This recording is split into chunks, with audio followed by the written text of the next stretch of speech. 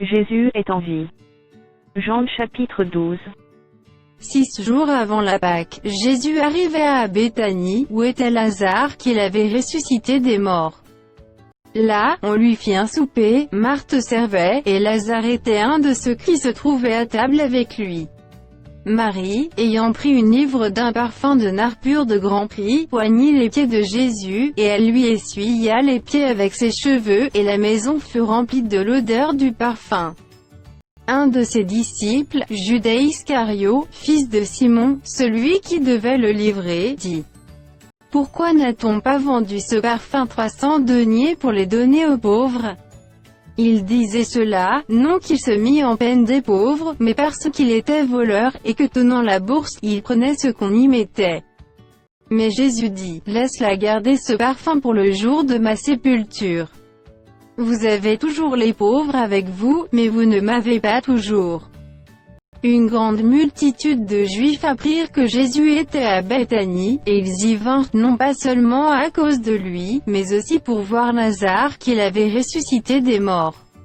Les principaux sacrificateurs délibérèrent de faire mourir aussi Lazare, parce que beaucoup de Juifs se retiraient d'eux à cause de lui, et croyaient en Jésus. Le lendemain, une foule nombreuse de gens venus à la fête ayant entendu dire que Jésus se rendait à Jérusalem, prirent des branches de palmier, et allèrent au-devant de lui, en criant: « Hosanna, béni soit celui qui vient au nom du Seigneur, le roi d'Israël. » Jésus trouva un ânon, et s'assit dessus, selon ce qui est écrit: « Ne crains point, fille de Sion, voici ton roi vient, assis sur le petit d'une ânesse. » Ses disciples ne comprirent pas d'abord ces choses, mais, lorsque Jésus eut été glorifié, ils se souvinrent qu'elles étaient écrites de lui, et qu'il les avait accomplies à son égard. Tous ceux qui étaient avec Jésus quand il appela Lazare du sépulcre et le ressuscita des morts, lui rendaient témoignage. Et la foule vint au-devant de lui parce qu'elle avait appris qu'il avait fait ce miracle. Les pharisiens se dirent donc les uns aux autres: « Vous voyez que vous ne gagnez rien, voici que le monde est allé après lui. » Quelques Grecs du nombre de ceux qui étaient montés pour adorer pendant la fête s'adressèrent à Philippe de Bethsaïda en Galilée, et lui dirent avec instance: « Seigneur, nous voudrions voir Jésus. » Philippe alla le dire à André, puis André et Philippe le dirent à Jésus. Jésus leur répondit: « L'heure est venue où le Fils de l'homme doit être glorifié. En vérité, je vous le dis, si le grain de blé qui est tombé en terre ne meurt, il reste seul, mais, s'il meurt, il porte beaucoup de fruits. Celui qui aime sa vie la perdra, et celui qui ait sa vie dans ce monde la conservera pour la vie éternelle.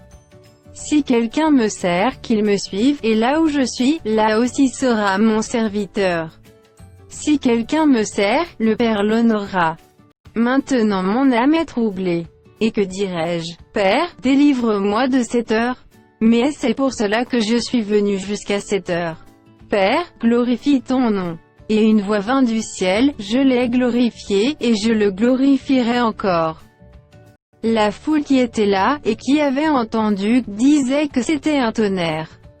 D'autres disaient: « Un ange lui a parlé. » Jésus dit: « Ce n'est pas à cause de moi que cette voix s'est fait entendre, c'est à cause de vous.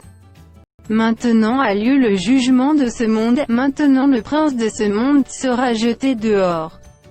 Et moi, quand j'aurai été élevé de la terre, j'attirerai tous les hommes à moi. » En parlant ainsi, il indiquait de quelle mort il devait mourir. La foule lui répondit: « Nous avons appris par la loi que le Christ demeure éternellement, comment donc dis-tu, il faut que le Fils de l'homme soit élevé? Qui est ce Fils de l'homme ?» Jésus leur dit: « La lumière est encore pour un peu de temps au milieu de vous. Marchez, pendant que vous avez la lumière, afin que les ténèbres ne vous surprennent point, celui qui marche dans les ténèbres ne sait où il va. Pendant que vous avez la lumière, croyez en la lumière, afin que vous soyez des enfants de lumière. » Jésus dit ces choses, puis il s'en alla, et se cacha loin d'eux. Malgré tant de miracles qu'il avait faits en leur présence, ils ne croyaient pas en lui. afin que s'accomplisse la parole qu'Ésaïe, le prophète a prononcée, Seigneur, qui a cru à notre prédication? Et à qui le bras du Seigneur a-t-il été révélé? Aussi ne pouvait-il croire parce qu'Ésaïe a dit encore. Il a aveuglé leurs yeux, et il a endurci leur cœur, de peur qu'ils ne voient des yeux, qu'ils ne comprennent du cœur, qu'ils ne se convertissent, et que je ne les guérisse. Ésaïe dit ces choses, lorsqu'il vit sa gloire et qu'il parla de lui. Cependant, même parmi les chefs, plusieurs crurent en lui, mais, à cause des pharisiens, ils n'en faisaient pas l'aveu, dans la crainte d'être exclus de la synagogue. Car ils aimèrent la gloire des hommes plus que la gloire de Dieu. Or, Jésus s'était écrié, « Celui qui croit en moi croit, non pas en moi, mais en celui qui m'a envoyé. Et celui qui me voit celui qui m'a envoyé. Je suis venu comme une lumière dans le monde, afin que quiconque croit en moi ne demeure pas dans les ténèbres. Si quelqu'un entend mes paroles et ne les garde point, ce n'est pas moi qui le juge, car je suis venu non pour juger le monde, mais pour sauver le monde.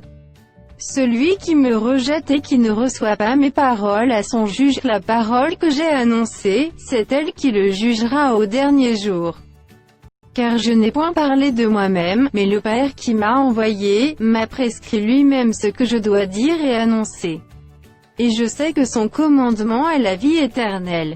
C'est pourquoi les choses que je dis, je les dis comme le Père me les a dites.